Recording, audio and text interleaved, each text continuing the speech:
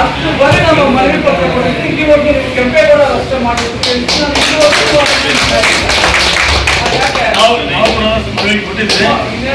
ಬಂದಿಲ್ಲ. ಈಗ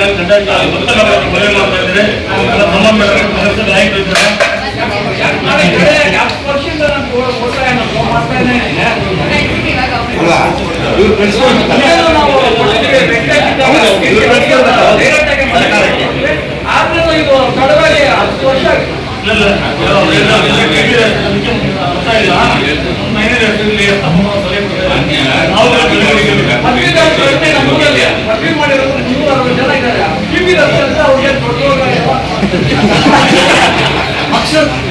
ಈಗ ಒಳ್ಳೆ ವಿಚಾರ ನಿಮಗೆ ನಾವು ಕೊಟ್ಟಿದ್ದೀವಿ. ಹಿಂದಿನ ಅವ್ರ ಮೇಲೆ ಪ್ರತಿದಿನ ಇಲ್ಲ ಬರ್ತಿಲ್ಲ ತಾವು ಬಂದ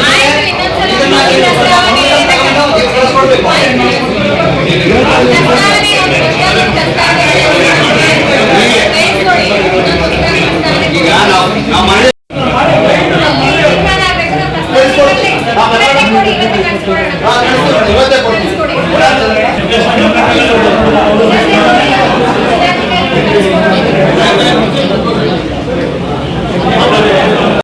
ಕೆಂಪೇಗೌಡರ ಏನು ಅವರು ಯಾವ ಜನಾಂಗದ ಪರವಾಗಿ ಇರಲಿಲ್ಲ, ಅವರು ಎಲ್ಲ ಜನಾಂಗದ ಪರವಾಗಿದ್ರು.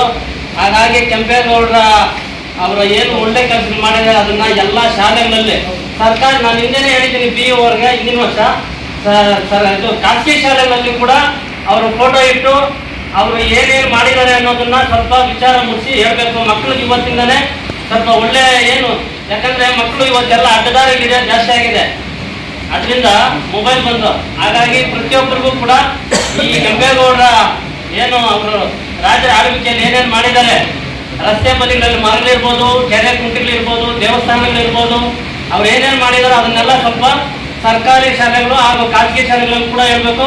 ಇವತ್ತು ನೀವೇನು ರಸ್ತೆಗೆ ಹೆಸರು ಹೇಳ್ತಾ ಇದ್ರಿ, ನೀವೇ ಪರ್ಮಿಷನ್ ಕೊಟ್ರೆ ದೊಡ್ಡದೇನಲ್ಲ, ನೀವು ಕೊಟ್ರೆ ನಾವು ಹೆಸರು ಇಟ್ಕೊಬೋದು. ನಾವೇನು ಸರ್ಕಾರದಿಂದ ಅದೇನು ಬರ್ಬೇಕಂತೇನಿಲ್ಲ.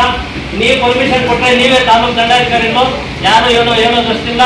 ನೀವು ಈ ಜಿಲ್ಲಾಧಿಕಾರಿಯಿಂದ ಒಂದು ಪರ್ಮಿಷನ್ ತಗೊಂಡು ನೀವು ಕೊಟ್ಟರೆ ನಾವು ಆ ರೋಡ್ ರಸ್ತೆಗೆ ಹೆಸರಿಟ್ಕೊಳ್ಳೋದು ನಾವು ರೆಡಿಯಾಗಿದ್ದೇವೆ.